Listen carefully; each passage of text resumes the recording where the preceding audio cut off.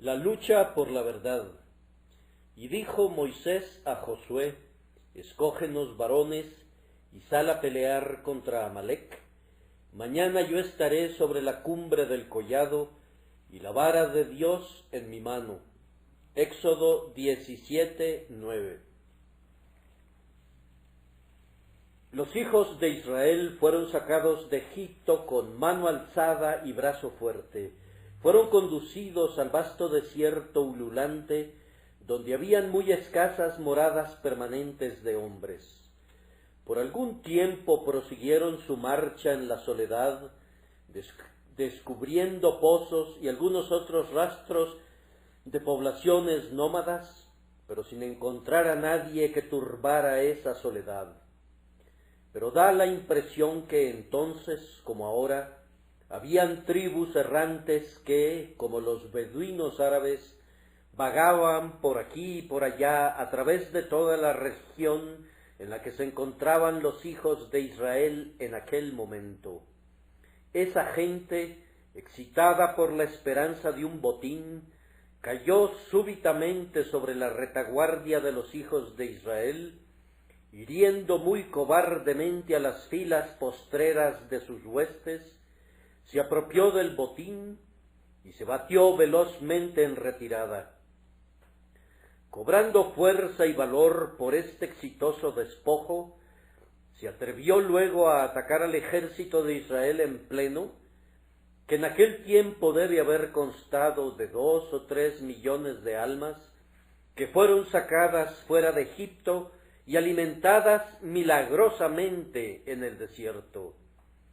Esta vez Israel no fue sorprendido, pues Moisés había dicho a Josué: escógenos varones y sal a pelear contra Amalec. Mañana yo estaré sobre la cumbre del collado y la vara de Dios en mi mano, suplicando a Dios para que cada golpe dado con la espada fuera doblemente eficaz con la poderosa ayuda de Dios. Se nos informa que lograron una gran victoria. Los amalecitas fueron derrotados y por causa de su inmotivado ataque contra los hijos de Israel, fueron condenados al exterminio. Encontramos que está escrito así: escribe esto para memoria en un libro, y di a Josué que raeré del todo la memoria de Amalec de debajo del cielo. Y Moisés edificó un altar y llamó su nombre Jehová Nisi, y dijo: por cuanto la mano de Amalec se levantó contra el trono de Jehová, Jehová tendrá guerra con Amalec de generación en generación. Ahora, amados, esta escena de guerra no está registrada en la Escritura como una circunstancia interesante para divertir al amante de la historia, sino que está escrita para nuestra edificación. Recordamos el texto que dice: porque las cosas que se escribieron antes, para nuestra enseñanza se escribieron. Hay una enseñanza que se debe sacar de esto, y nosotros la consideramos una enseñanza especial, pues le agradó a Dios que este fuera el primer texto comandado por la autoridad divina como un registro para las generaciones venideras. Pensamos que las jornadas de los hijos de Israel nos proporcionan muchos símbolos del caminar de la Iglesia de Dios por el mundo, y creemos que esta pelea con Amalec es una metáfora y un símbolo de esa lucha diaria y constante que todo el pueblo de Dios debe sostener contra los pecados externos y los pecados internos. El día de hoy me limitaré especialmente al pecado externo. Voy a hablar de la gran batalla que al momento presente se está librando por Dios y por su verdad en contra de los enemigos de la cruz de Cristo. Intentaré primero hacer unos cuantos comentarios sobre la guerra en sí. Luego vamos a considerar el método autorizado para la guerra que es doble, golpes consistentes y oraciones consistentes, y luego concluiré alentando a la Iglesia de Dios a una diligencia mayor y más celosa en la guerra por Dios y por su verdad. Entonces, en primer lugar, haremos unos comentarios sobre la gran guerra que está tipificada por la lucha entre los hijos de Israel y Amalec. Primero, noten que esta cruzada, esta lucha sagrada, esta guerra santa de la que hablo, no es contra hombres, sino contra Satanás y contra el error. No tenemos lucha contra sangre y carne. Los cristianos no están en guerra contra ningún hombre que camina sobre la tierra. Estamos en guerra contra la infidelidad, pero a los infieles los amamos y oramos por ellos. Estamos en guerra contra cualquier herejía, pero no tenemos enemistad contra los herejes.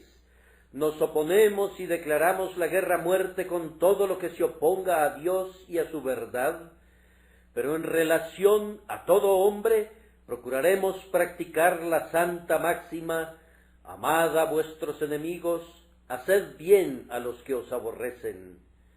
El soldado cristiano no tiene ni pistola ni espada, pues no pelea con hombres. Es contra las huestes espirituales de maldad en las regiones celestes que combate, y contra otros principados y potestades diferentes de los que se sientan en los tronos con cetros en sus manos. He observado, sin embargo, que algunos cristianos, y es un sentimiento al cual estamos inclinados todos, son muy propensos a convertir la guerra de Cristo en una lucha de carne y sangre, en vez de que sea una contienda contra el error y la maldad espirituales. ¿Acaso no han notado nunca en las controversias religiosas cómo los hombres riñen entre sí y hacen alusiones personales y se insultan mutuamente? ¿Qué es eso sino la consecuencia de olvidar que es la guerra de Cristo? No estamos luchando contra los hombres, estamos peleando en favor de los hombres más bien que contra ellos. Estamos combatiendo por Dios y su verdad en contra del error y en contra del pecado, mas no en contra de los hombres. No toquen a las personas de los hombres, sino hieran su pecado con corazón decidido y brazo fuerte. Maten a los pequeños y a los grandes, que no sobrevivan nada que sea contra Dios y su verdad. Pero no tenemos guerra contra las personas de los pobres hombres equivocados. Odiamos a Roma de la misma manera que aborrecemos el infierno, pero oramos siempre por sus fervientes partidarios. Denunciamos con fiereza a la idolatría y a la infidelidad, pero los hombres que se degradan con cualquiera de ellas no son objeto de nuestra ira, sino de nuestra piedad. No peleamos contra hombres, sino contra las cosas que consideramos falsas delante de Dios. Debemos hacer siempre esa distinción, pues de lo contrario el conflicto con la Iglesia de Cristo será degradado a una simple batalla de fuerza bruta y de ropa ensangrentada, y así el mundo será otra vez Acéldama, un campo de sangre. Este error es el que ha atado a los mártires a la hoguera y ha arrojado a los confesores a la prisión, porque sus oponentes no podían distinguir entre el error imaginario y el hombre. Al tiempo que hablaban con vigor contra el pretendido error, en su intolerancia sentían que debían también perseguir al hombre, cosa que no necesitaban hacer ni debían hacer. Nunca tendré miedo de expresar lo que pienso, utilizando todas las palabras más sencillas que pueda juntar, y no temo decir cosas duras contra el diablo, ni contra lo que el diablo enseña, pero soy amigo de todo habitante de este ancho mundo, y no tengo enemistad con nadie ni por un momento, como no podría tenerla con un bebé que acaba de ser traído a este mundo. Debemos odiar al error, debemos aborrecer la falsedad, pero no debemos odiar a los hombres, pues la guerra de Dios es contra el pecado. Que Dios nos ayude siempre a hacer esa distinción. Pero ahora observemos que la guerra que hace el cristiano, y podemos decírselo para alentarlo, es una guerra muy justa. En cualquier otro conflicto en que los hombres hayan participado, ha habido dos opiniones.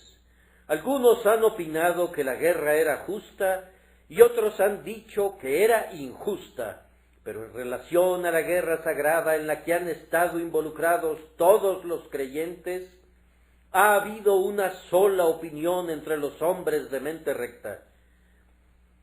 Cuando el antiguo sacerdote estimulaba a los cruzados a la guerra, les hacía gritar Deus vult, es la voluntad de Dios. Y nosotros podemos decir lo mismo con mayor razón. Una guerra en contra de la falsedad, una guerra en contra del pecado, es una guerra de Dios. Es una guerra estimulante para cualquier cristiano, pues está muy seguro que cuenta con el sello de la aprobación de Dios cuando va a la guerra contra los enemigos de Dios. Amados, no dudamos de ninguna manera que cuando alzamos nuestras voces como una trompeta en contra del pecado, nuestra guerra es justificada por las leyes eternas de la justicia. Que todas las guerras tuvieran una causa tan justa y verdadera como la guerra que Dios peleó con Amalek contra el pecado en el mundo. Recordemos además que es una guerra de suma importancia. Se grita a veces en otras guerras, ingleses, luchen por lo que les pertenece y por sus hogares, por sus esposas y por sus hijos, combatan y repelan al enemigo. Pero esta guerra no es meramente por proteger nuestras pertenencias y nuestros hogares, nuestras esposas y nuestros hijos, sino que es por algo más que todo eso. No es contra quienes matan el cuerpo y después nada más pueden hacer, sino que es una lucha por las almas, por la eternidad, contra quienes quieren arrojar al hombre a la perdición eterna. Es un combate por Dios, por la liberación de las almas de los hombres de la ira venidera. Es en verdad una guerra que debe ser comenzada, debe ser continuada y combatida en espíritu por el ejército entero de los elegidos de Dios, sabiendo que ninguna guerra puede ser más importante. La salvación instrumental de los hombres es, por encima de todas las cosas, el objetivo más elevado que podremos alcanzar, y ahuyentar a los enemigos de la verdad es una victoria que sobrepasa todas las cosas deseables. La religión debe ser el cimiento de cada bendición que la sociedad espera gozar. Aunque le den poca importancia, la religión tiene mucho que ver con nuestra libertad, con nuestra felicidad y con nuestro bienestar. Inglaterra no hubiera sido lo que ahora es si no hubiese sido por su religión. Y en aquella hora en la que abandone a su Dios, su gloria habrá caído y en sus estandartes se escribirá Icabod. En aquel día, cuando el Evangelio fuere silenciado, cuando nuestros ministros dejaran de predicar, cuando la Biblia fuere encadenada, en aquel día, Dios quiera que no suceda nunca, en aquel día Inglaterra podría contarse entre los muertos, pues habría caído, puesto que Dios la habría abandonado, viendo que ha desechado su alianza con él. Cristianos, en esta pelea por la justicia, ustedes están combatiendo por su nación, por sus libertades, por su felicidad y su paz, pues a menos que se mantenga la religión del cielo, todo ello en verdad será destruido. A continuación, reflexionemos en que en esta gran guerra por Dios y por Cristo, estamos peleando con enemigos insidiosos y muy poderosos. Permítanme hacer otra vez la observación que en tanto que hablo de ciertos caracteres, no estoy hablando de los hombres, sino de sus errores. En este momento estamos experimentando dificultades especiales en la gran contienda por la verdad, especiales debido a que muy pocos la aprecian. Tenemos enemigos de todas las clases y todos ellos mucho más despiertos que nosotros. El infiel tiene sus ojos muy abiertos y mientras creemos, somos hombres muy confiados, que en verdad nuestra grandeza está madura, una helada está quemando nuestros hermosos retoños, y a menos que despertemos, que Dios nos ayude. Casi en todo lugar la infidelidad parece cobrar una gran influencia, no la infidelidad osada y jactanciosa de Tom Paine, sino una infidelidad más cortés y moderada, no la infidelidad que mata la religión con un garrote, sino aquella que trata de envenenar con pequeñas dosis de veneno y sigue su camino, afirmando que todavía no ha lesionado a la moral social. En todas partes esto está aumentando. Me temo que la gran masa de nuestra población está imbuida de un espíritu infiel. Entonces tenemos que preocuparnos más de eso que de Roma. No de Roma en su ataque abierto, de eso tenemos poco temor. Dios ha dado al pueblo de Inglaterra un espíritu protestante tan valeroso que cualquier abierta innovación proveniente del Papa de Roma sería repelida instantáneamente. Me refiero al catolicismo romano que se ha infiltrado en la Iglesia de Inglaterra bajo el nombre de puseísmo. Se ha incrementado por todas partes. Están comenzando a prender velas en el altar, que es sólo un preludio de esas grandes llamas con las que quieren consumir nuestro protestantismo. Oh, que hubiesen hombres que los desenmascararan. Hay mucho por qué temerles, pero no le daría mayor importancia si no fuera por algo que es todavía peor. Tenemos que luchar con un espíritu, que no sé cómo denominarlo, a menos que lo llame un espíritu de moderación enfermiza en los púlpitos de las iglesias protestantes.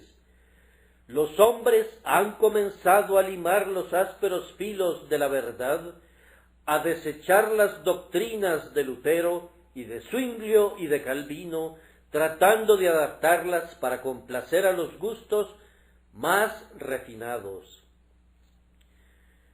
Pueden visitar en estos días una capilla de la Iglesia Católica y oír un sermón predicado por algún sacerdote católico que es tan bueno como el que pudiera predicar un ministro protestante, porque no aborda los puntos controversiales ni expone las partes claves de nuestra religión protestante.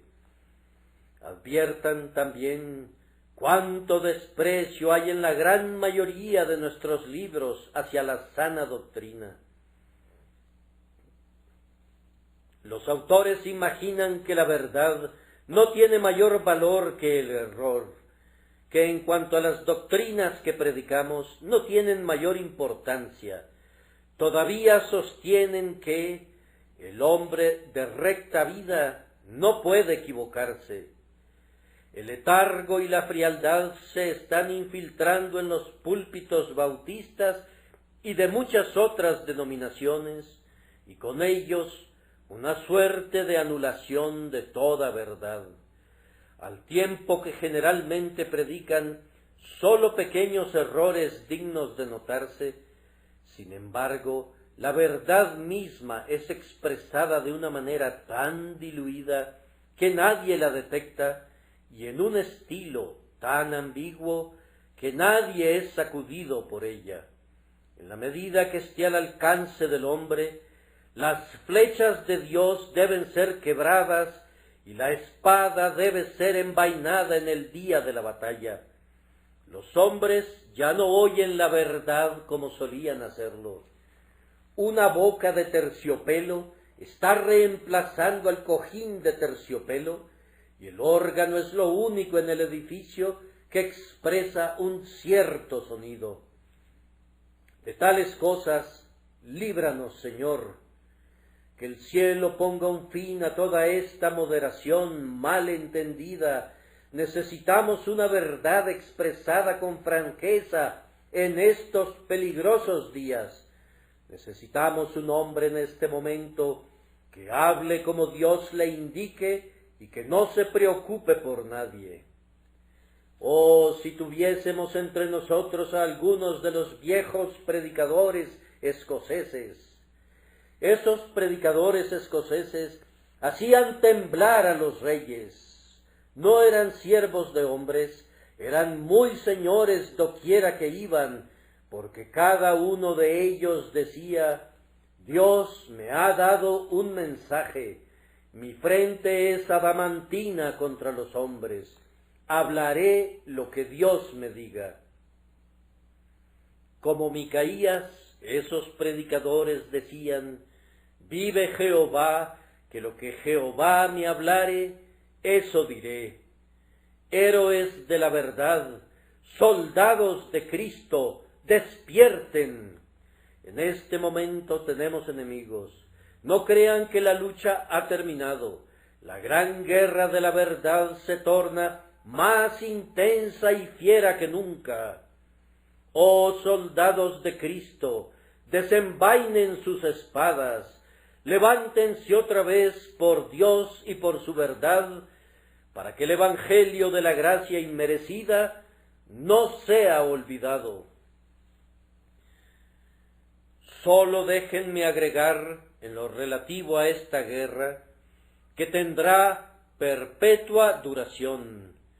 Recordemos, amados hermanos, que esta guerra entre el bien y el mal debe ser continua y no debe cesar nunca hasta que la verdad haya obtenido la victoria.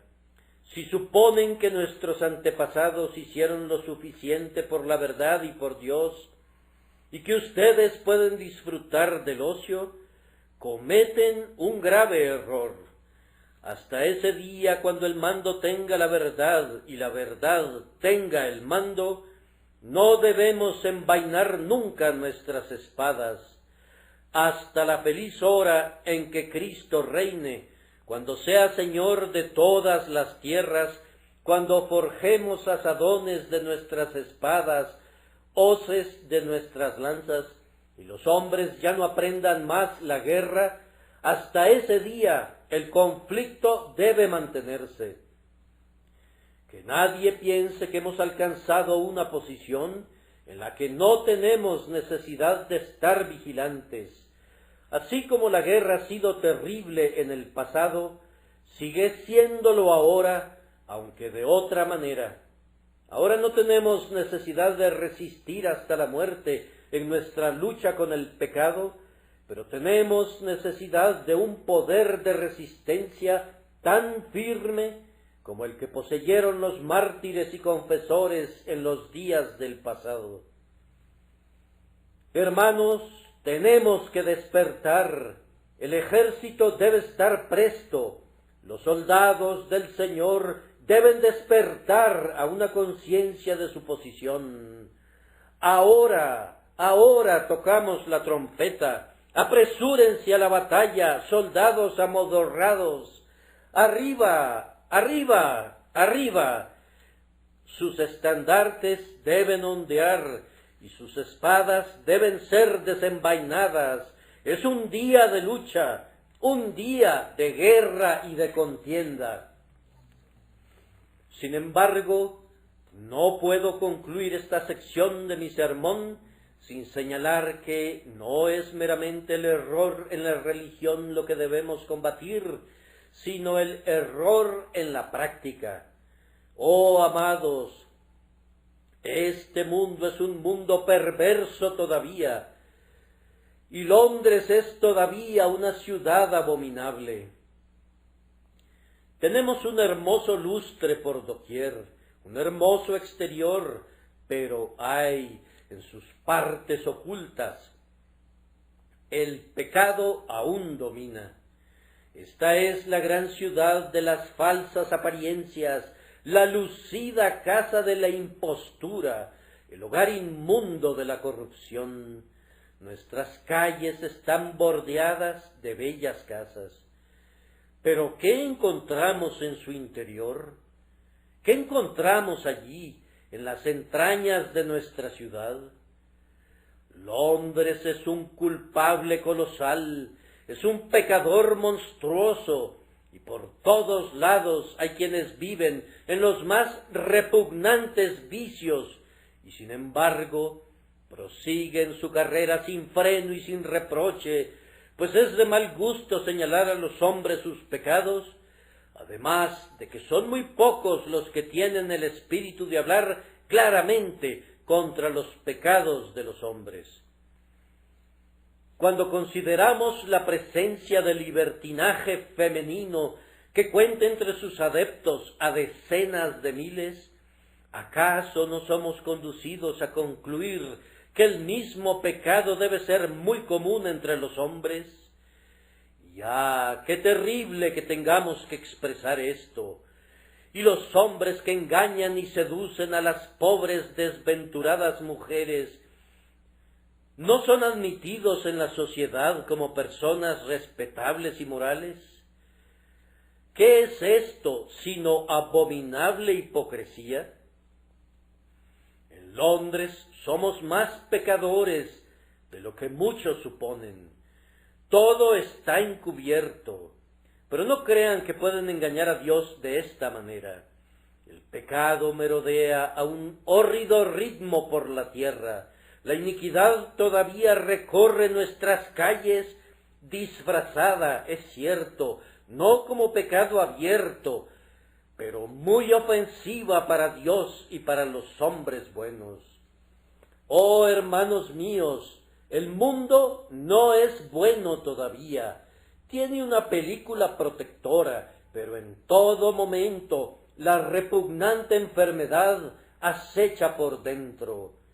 Otra vez les digo, levántense en armas, soldados de Cristo. La guerra contra el pecado no ha terminado, a duras penas ha comenzado. Pero ahora, en segundo lugar, tenemos que advertir brevemente los medios establecidos para la guerra.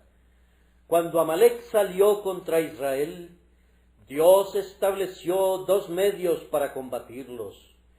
Si hubiese querido, habría podido enviar un viento para ahuyentarlos, o habría podido acabar con sus ejércitos mediante la ráfaga de la plaga, pero no le agradó hacerlo de esa manera, pues hubiera otorgado el honor al esfuerzo humano, y por eso dijo a Josué: escógenos varones y sal a pelear contra Amalec.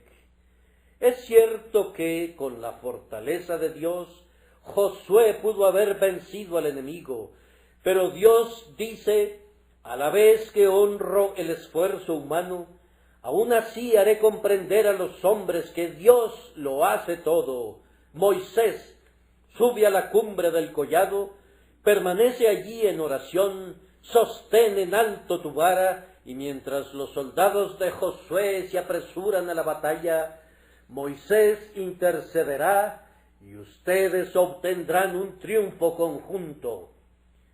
Tu oración, oh Moisés, sin la espada de Josué no prosperará, y la espada de Josué sin la vara de Moisés no será eficaz. Las dos formas de combatir contra el pecado son estas: golpes consistentes y oraciones consistentes. Primero, la Iglesia debe emplear golpes fuertes y batalla encarnizada en contra del pecado. De nada servirá que se encierren en sus casas y le pidan a Dios que detenga el pecado, a menos que vayan y hagan algo ustedes mismos. Si oran hasta quedarse mudos, nunca tendrán una bendición, a menos que se involucren ustedes mismos. El agricultor ora por su cosecha. ¿Podría obtenerla si no ha arado y no ha sembrado luego su semilla? El guerrero ora por la victoria, pero si sus soldados se quedan tranquilos y permiten que les disparen, ¿obtendría algún triunfo? No, debe haber un activo ejercicio del poder otorgado por Dios, pues la oración sin ese ejercicio no aprovecharía en nada. Entonces, hermanos y hermanas, que cada uno de nosotros, en nuestras respectivas esferas, aseste duros golpes en contra del enemigo. Esta es una lucha en la que cada uno de los miembros del pueblo del Señor puede hacer algo. Los que cojean apoyados en muletas pueden usarlas como armas de guerra, así como los hombres fuertes pueden blandir sus espadas. Cada uno de nosotros tiene una tarea que le ha sido asignada si somos de los elegidos de Dios. Procuremos cumplirla. Tú distribuyes folletos. Prosigue con tu tarea, hazla con entrega. Tú eres un maestro de la escuela dominical. Prosigue, no te detengas en esa bendita obra. Hazla como para Dios y no como para el hombre. Tú eres un predicador. Predica conforme a la habilidad que Dios te da y ten siempre presente que Él no requiere más de un hombre de lo que Él mismo le ha dado. Por tanto, no te desanimes si tienes poco éxito. Prosigue con tu trabajo. ¿Eres como Zabulón, alguien que puede manejar la pluma? Manéjala con sabiduría, y con ella podrás herir los lomos de los reyes. Y si no puedes hacer gran cosa, al menos pásales las municiones a los otros, y puede ser de ayuda en sus obras de fe y en sus labores de amor. Hagamos todos algo por Cristo. No podría creer que haya un cristiano en el mundo que no pueda hacer algo. No hay ninguna araña que se cuelgue de las paredes del palacio del rey que no tenga una función. No hay ninguna ortiga que crezca en un rincón del cementerio que no tenga su propósito. No hay ningún insecto que bata sus alas en la brisa que no cumpla con algún decreto divino. Y yo no podría aceptar que Dios haya creado a algún hombre, especialmente a algún hombre cristiano, para que fuera un vacío, para que no fuera nada. Él te hizo con un propósito. Descubre cuál es ese propósito. Encuentra tu nicho y llénalo. Aunque sea muy pequeño, aunque sea cortar tu leña o sacar tu agua, haz algo en esta gran batalla por Dios y por la verdad. Josué debe salir y escoger varones. Me parece verlo. Da la impresión que era un hombre de guerra desde su juventud. Pero ¿entre qué mezcolanza tenía que elegir? Vamos, ellos eran un conjunto de esclavos. No habían visto una espada nunca en sus vidas, excepto en las manos de los egipcios. Eran unas criaturas pobres y miserables. Fueron unos cobardes cuando vieron a sus viejos enemigos en el Mar Rojo y ahora sus armas eran aquellas que el propio Mar Rojo había arrojado de sus entrañas, y sus uniformes respondían a todas las descripciones posibles sobre la tierra. Josué, sin embargo, escoge a los más fuertes de ellos y les dice: vengan conmigo.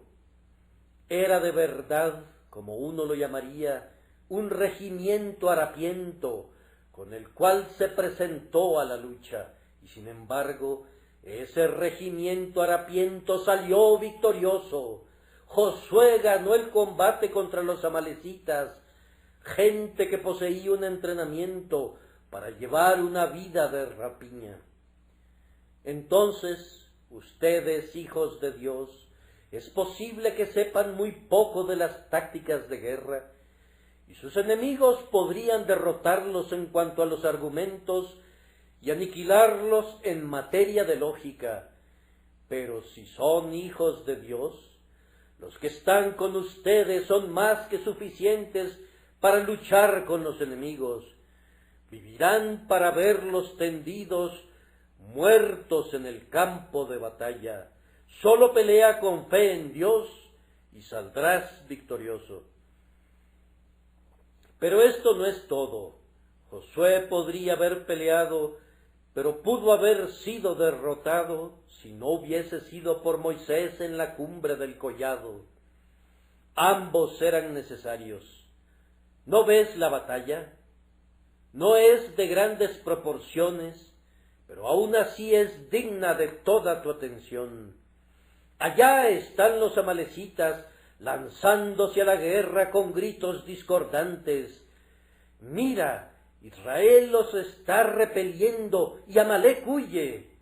Pero, ¿qué es lo que veo? Ahora Israel retrocede y huye. Ahora de nuevo se reaniman y ahuyentan a Amalec. Miren, son despedazados por la espada de Josué, y el poderoso Amalec se abate como el grano bajo la hoz del segador. Las hordas de Amalec se están extinguiendo, pero otra vez la batalla fluctúa. Josué huye, pero nuevamente reanima sus tropas. ¿Y acaso no han observado el fenómeno milagroso?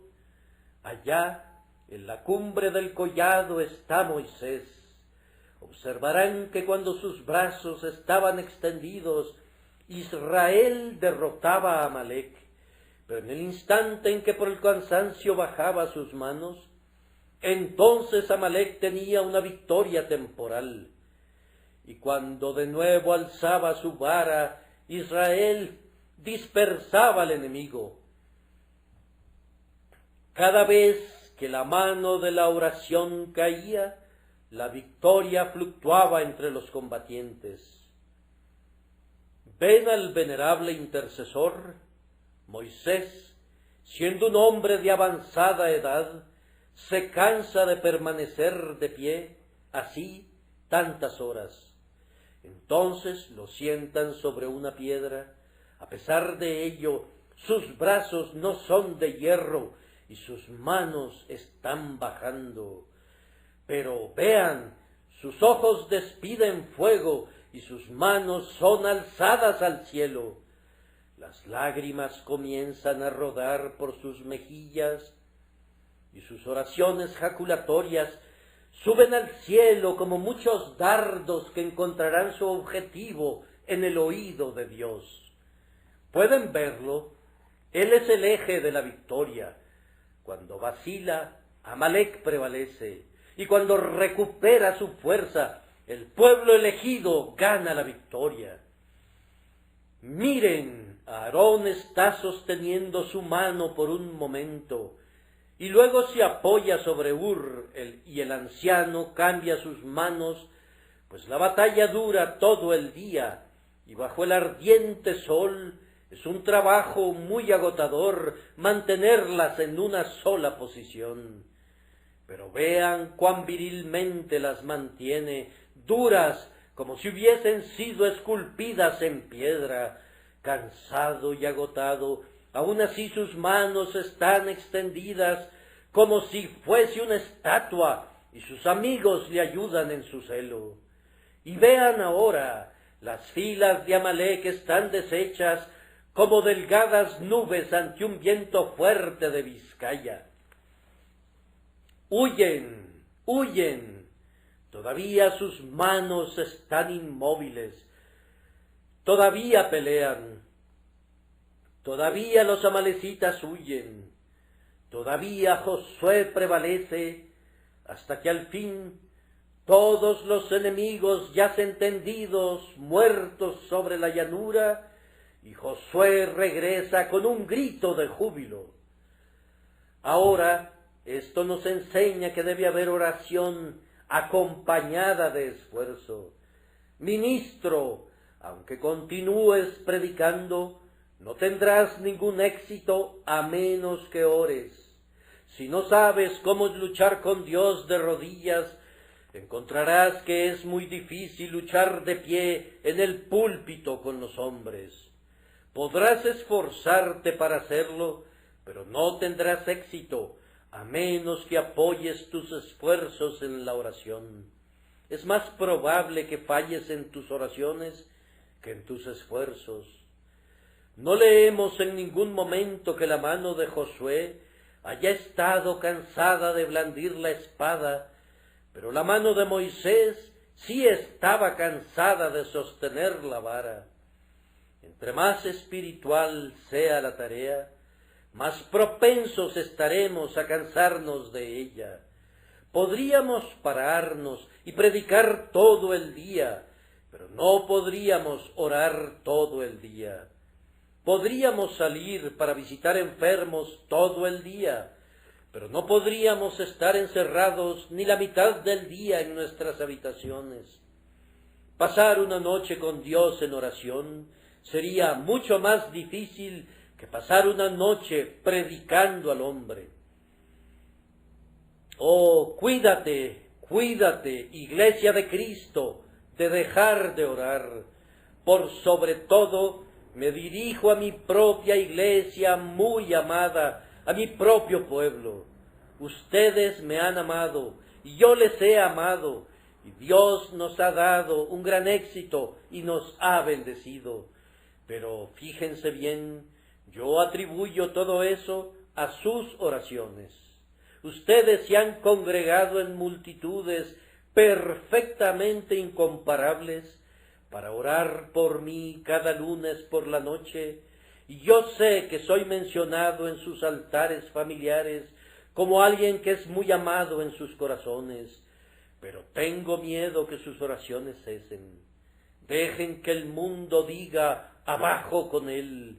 Yo me enfrentaré a todos ellos si ustedes oran por mí, pero si ustedes cesan en sus oraciones, todo habrá terminado para mí y para ustedes.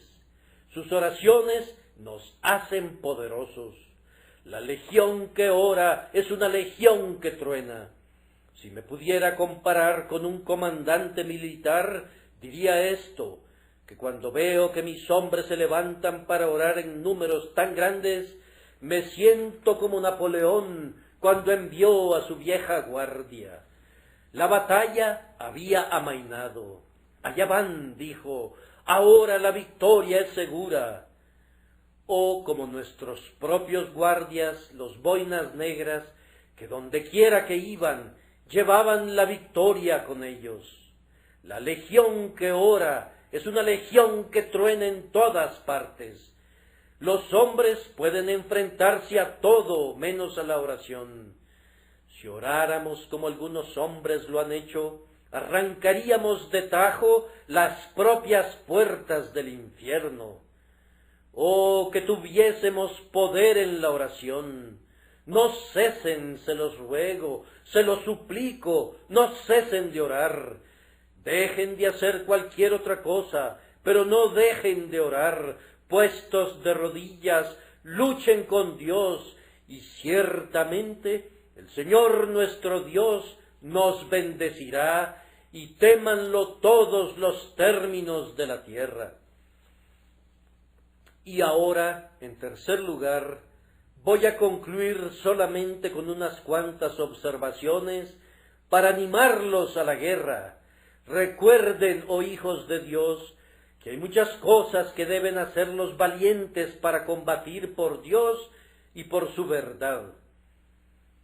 Lo primero que voy a traer a su memoria es el hecho de que esta guerra en la que están involucrados es una guerra hereditaria.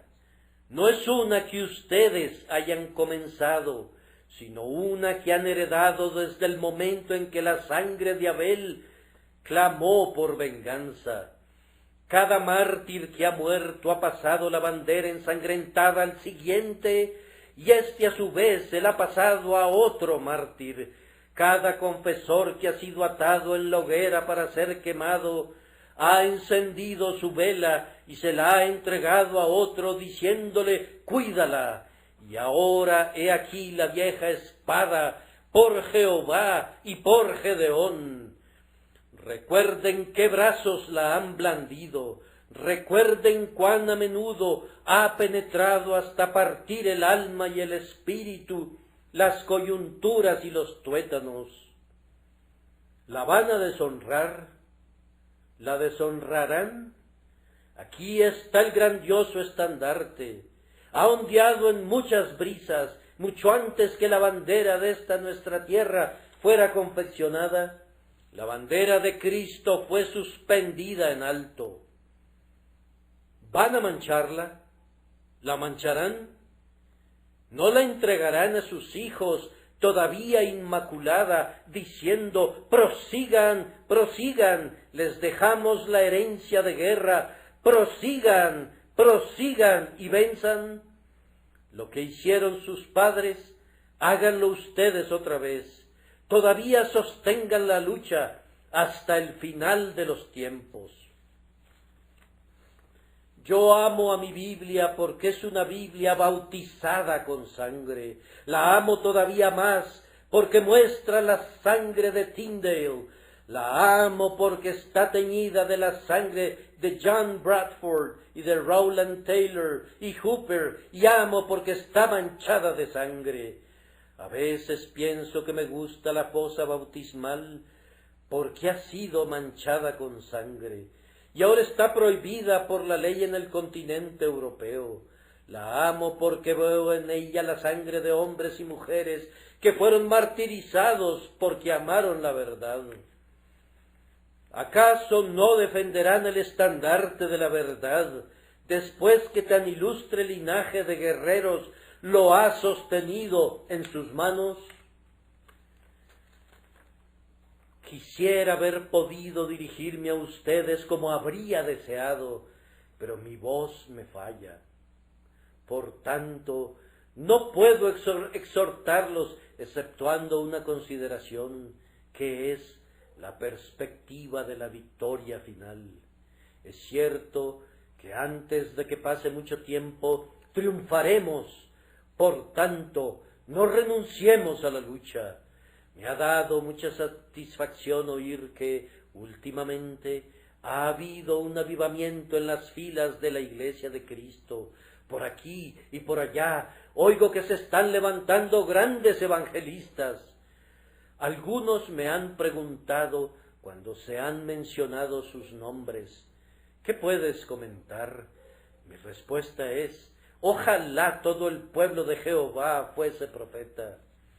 Oh, que Dios envíe miles y miles de hombres que reúnan multitudes para oír su palabra.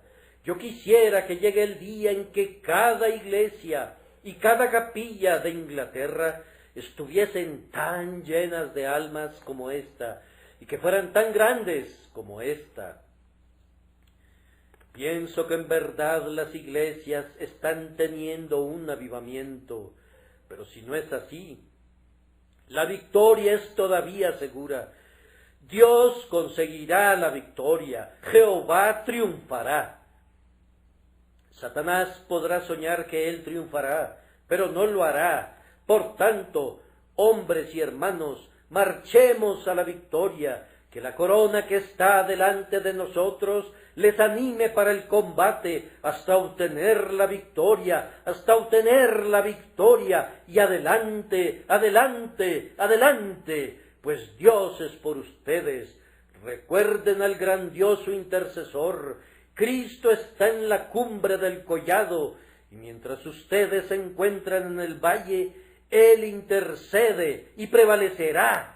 Continúen y obtengan la victoria en el nombre de Cristo. No puedo extenderme más, pero debo concluir repitiendo las palabras con las que siempre me gusta terminar mis sermones. El que creyere en el Señor Jesús y fuere bautizado será salvo, mas el que no creyere será condenado. Oh, que crean en Cristo. Oh, que Dios les dé fe para que pongan su confianza en Él. Este es el único camino de salvación.